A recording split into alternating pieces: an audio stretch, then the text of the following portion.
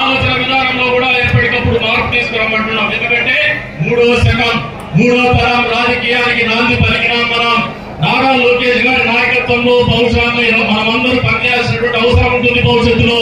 ఆయన ఆలోచనకు అనుగుణంగా, సమకాలీన రాజకీయాలకు అనుగుణంగా, సమకాలీన రాజకీయాల్లో ప్రత్యర్థుల ఎత్తుగడలకు అనుగుణంగా ఆలోచన విధానాన్ని, వ్యూహాన్ని మార్చుకునేటువంటి క్రమంలోనే ఎక్కడైనా ఒకరు ఇద్దరు నాయకుల్ని తీసుకుంటే వాళ్ళని మీరు పొద్దుతిరుగుడు పుల్లుగా అభివర్ణించండి. మనతో పాటు మన సిద్ధాంతాన్ని నమ్మి బయటకు వచ్చేటువంటి వాళ్ళని ఆదరించమని చెప్పేసి కూడా కోరుతా ఉన్నాను. ఎవరైనా వాళ్ళతో సంబంధాలు కొనసాగుతూ అధికారంలో ఉన్నామని మన దగ్గరికి వచ్చి వాళ్ళ అవసరాలు తీర్చుకునేటువంటి రాజకీయ అవసరాలు తీసుకొని వాళ్ళ వ్యక్తిగత అవసరాలు తీసుకునేటువంటి క్రమంలో వస్తే వాళ్ళని నిరంతరం నిఘా నేత్రంతో కనిపెడుతూనే ఉంటాం. వాళ్ళకి ఏ స్థానంలో కూర్చోబెట్టాలో ఆ స్థానంలో కూర్చోబెడతామని చెప్పేసి కూడా ఈ సందర్భంగా తెలియజేసుకుంటూ, ప్రపంచ చరిత్రలో ఏ రాజకీయ పార్టీకి లేనటువంటి కార్యకర్తల బలం ఉన్నటువంటి ఏకైక పార్టీ తెలుగుదేశం పార్టీని గర్వంగా చెప్తున్నాను. ఈ పార్టీలో కుటుంబ సభ్యుడైనందుకు కూడా సగర్వంగా నేను ఫీల్ అవుతూనే ఉంటాను. ఎప్పుడు కూడా చంద్రబాబు నాయుడు గారి నాటి నాయకుల దగ్గర ఓనామాలు దిద్దుకున్నామని చెప్పేసి ఆలోచనతో నిత్యం గర్వపడుతూనే ఉంటాం. మేము భవిష్యత్తులో మరియు నారా లోకేష్ గారి నాయకత్వంలో పనిచేయడానికి కూడా ఒక స్ఫూర్తి ఏదైతే నారా చంద్రబాబు నాయుడు గారితో వచ్చిందో అంతే స్థాయిలో ఎప్పటికప్పుడు మాకు ఒక తరం మారింది, వయసు మారిందనే ఆలోచన లేకుండా నిరంతరం నూతన యువరంగా ఆలోచన చేసేటువంటి ఒక తత్వం నేర్పిస్తున్నటువంటి ఒక యూనివర్సిటీ, ఒక రాజకీయ యూనివర్సిటీ తెలుగుదేశం పార్టీ అని చెప్పేసి కార్యకర్తలకు అందరికీ కూడా తెలియజేస్తూ ఉన్నారు. ఈరోజు కార్యకర్తల సంక్షేమాన్ని మీరు ఒకసారి ఆలోచన చేస్తే భారతదేశ రాజకీయాల్లో ఏ పార్టీ అయినా కూడా ఒక కార్యకర్త చనిపోతే 5 లక్షల రూపాయల ఇన్సూరెన్స్ ఇచ్చేటువంటి పార్టీ ఉందా? ఏ పార్టీ అయినా కూడా రక్తదాన చిత్రాన్ని నిర్వహిస్తూ రక్తాలు కలెక్ట్ చేసి ఎన్టీఆర్ ట్రస్ట్ పేరు మీద, ఎన్టీఆర్ బ్లడ్ బ్యాంక్ పేరు మీద సేవలు చేసేటువంటి రాజకీయ పార్టీ ఒక్కటైనా మచ్చుకు ఎక్కడైనా భారతదేశ చిత్రపటంలో కనపడుతుందా? మరి కార్యకర్తల గురించి ఇంత నిరంతరం ఆలోచన చేసేటువంటి నాయకత్వంలో మనమందరూ సభ్యులైనందుకు మనస్ఫూర్తిగా అభినందనలు మీకు కూడా మాకు కూడా తెలియజేస్తూ, ఏదైతే ఈ పార్టీలో సభ్యులైనందుకు సగర్వంగా మళ్ళీ ఒకసారి మీ ముందు తలెత్తుకొని మాట్లాడుతున్నందుకు గాను మన నాయకత్వమైనటువంటి నారా చంద్రబాబు నాయుడు గారికి కానీ, నారా లోకేష్ బాబు గారు కానీ, కార్యకర్తల సంక్షేమం గురించి నిరంతరం ఆలోచన చేస్తున్నటువంటి నారా లోకేష్ గారి మీ అందరి తరఫున, మనందరి తరఫున, కార్యకర్తలందరి తరఫున మనస్ఫూర్తిగా ధన్యవాదాలు తెలుపుకుంటూ, ఏదైతే కార్యకర్తల సంక్షేమం కోసం తీర్మానం చేసినటువంటి తీర్మానాన్ని మనస్ఫూర్తిగా బలపరుస్తూ అవకాశం ఇచ్చినటువంటి ప్రతి ఒక్కరికి పేరు పేరు ధన్యవాదాలు తెలుపుకుంటూ సెలవు తీసుకుంటున్నా. జై జై తెలుగుదేశం, జై చంద్రబాబు. ఎప్పటికప్పుడు ప్రతి సంవత్సరం కూడా నాయకులు, కార్యకర్తలందరూ కూడా ఒక వేడి మీదకి వచ్చి గతంలో ఎక్కడ మొదలు పెట్టున్నాం, ఏ రకంగా మన ప్రస్థానం ఇక్కడి దాకా వచ్చింది, భవిష్యత్తు దిశానిర్దేశం ఏందని ఆలోచన చేసుకునడానికి ఒక వేదికే మహానాడు అని చెప్పేసి కూడా ఈ సందర్భంగా తెలియజేస్తా ఉన్నాను. అందులో భాగంగా నాకు ఇచ్చినటువంటి అంశంలో ఒక బ్రహ్మాండమైనటువంటి అంశం తెలుగుదేశం పార్టీ బలం, బలహీనత రెండు కూడా కార్యకర్తలే అనే ఒక ఆలోచనతో అంశం మీద ఇచ్చిన అలాగేను నిజంగా జిల్లా తెలుగుదేశం పార్టీకి మనస్ఫూర్తిగా ధన్యవాదాలు తెలుపుతున్నా. ఈ రోజు మీరు ఒకసారి తెలుగుదేశం పార్టీ ఆవిర్భావాన్ని చూస్తే స్వర్గీయ నందమూరి తారక రామారావు గారు ఆ రోజుల్లో కొన్ని వర్గాలకు, కొన్ని కులాలకు, కొన్ని కుటుంబాలకు పరిమితమైనటువంటి రాజ్యాధికారాన్ని పేదవాడికి, చదువుకున్నటువంటి వాళ్ళకు, యువతకు అప్పచెప్పేసి ఏ రకంగా రాజకీయ ప్రాధాన్యత లేనటువంటి కుటుంబాలను కూడా రాజకీయంలో కానీ లేదంటే అధికారంలో కానీ భాగస్వామ్యం చేసినటువంటి ఘనత తెలుగుదేశం పార్టీ ఆవిర్భావానికి తెలుగుదేశం పార్టీ వ్యవస్థాపకులు నందమూరి తారక రామారావు గారికి దక్కుతుందని ఈ సందర్భంగా తెలియజేస్తా ఉన్నాం. ఆ రోజు మేము ఎప్పుడు కూడా ఆ నాయకత్వాన్ని చూడాలి, ఎందుకంటే మేము కూడా పిల్లలను చదువుకుంటున్నాం ఆ రోజులో.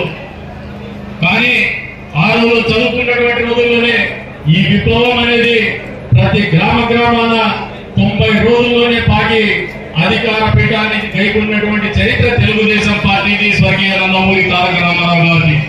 నాయకత్వం అంటే ఏదో గ్రామాల్లో చిన్న స్థాయి కార్యకర్త కూడా పరిచయం చేసిందేది స్వర్గీయ నందమూరి తారక రామారావు గారు. నాయకత్వ లక్షణాలు ఏ రకంగా ఉండాలో పరిచయం చేసింది స్వర్గీయ నందమూరి తారక రామారావు గారు.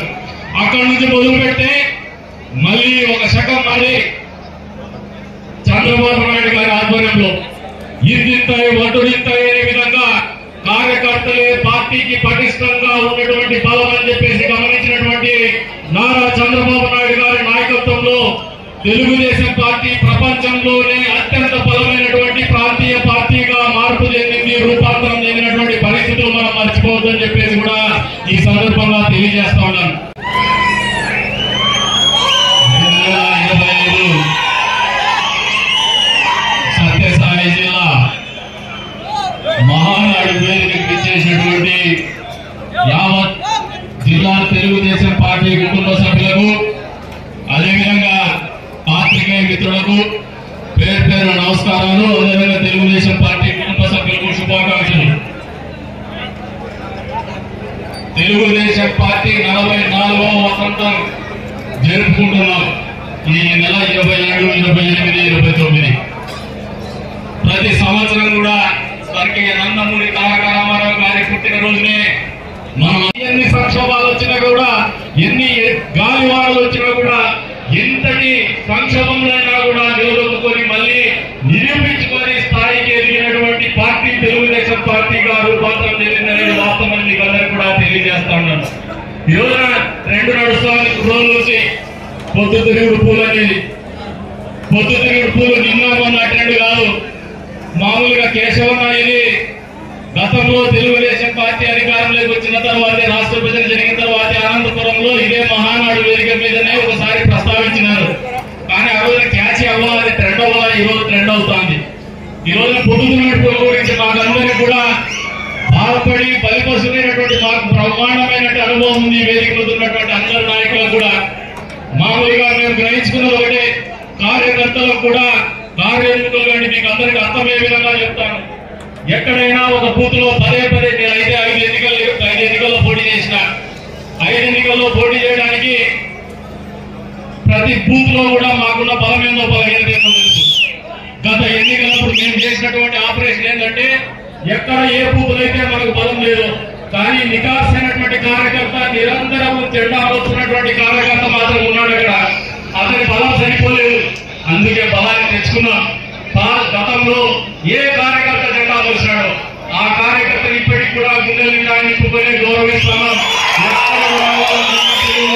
కొత్తగా వచ్చిన వాళ్ళని కూడా వాళ్ళ నిబద్ధత చూస్తూ, వాళ్ళ ఆలోచన విధానాన్ని చూస్తూ, వాళ్ళ నాయకత్వ పటిమను చూస్తూ ఇవ్వాల్సినటువంటి స్థాయిలో వాళ్ళకు సగౌరవం ఇస్తున్నటువంటి పరిస్థితులు ఆ నియోజకవర్గంలో కొనసాగిస్తున్నామని చెప్పేసి కూడా ఈ సందర్భంగా తెలియజేస్తున్నాం. కాబట్టి కార్యకర్తలు కూడా మీరు ఆలోచన చేయండి. ఎవరు రాకూడదు, మనమే ఉన్నామంటే మన బలం పెరగదు.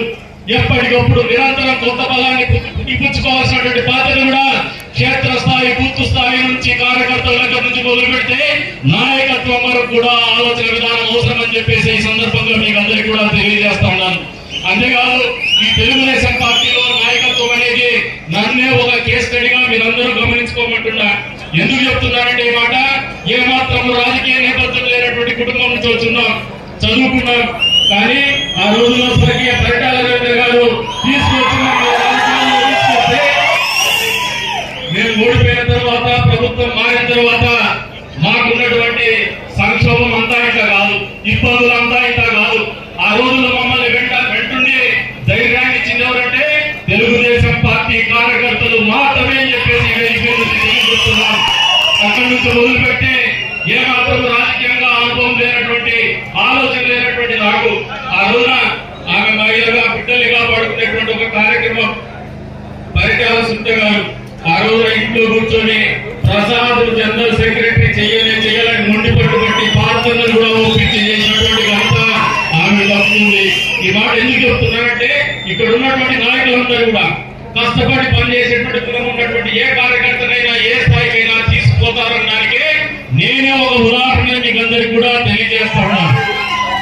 ఇంతటి బ్రహ్మాండమైనటువంటి కార్యకర్తలు, ఇంతటి బ్రహ్మాండమైనటువంటి నాయకత్వం, కార్యకర్తల పట్ల నిబద్ధత ఉండే రకంగా నాయకత్వాన్ని పెంచి పోషించేటువంటి తత్వం కానీ ఉన్నటువంటి ఆలోచన విధానం కానీ ఎవరికి ఉన్నాయా అంటే నారా చంద్రబాబు నాయుడు గారికి సొంతం.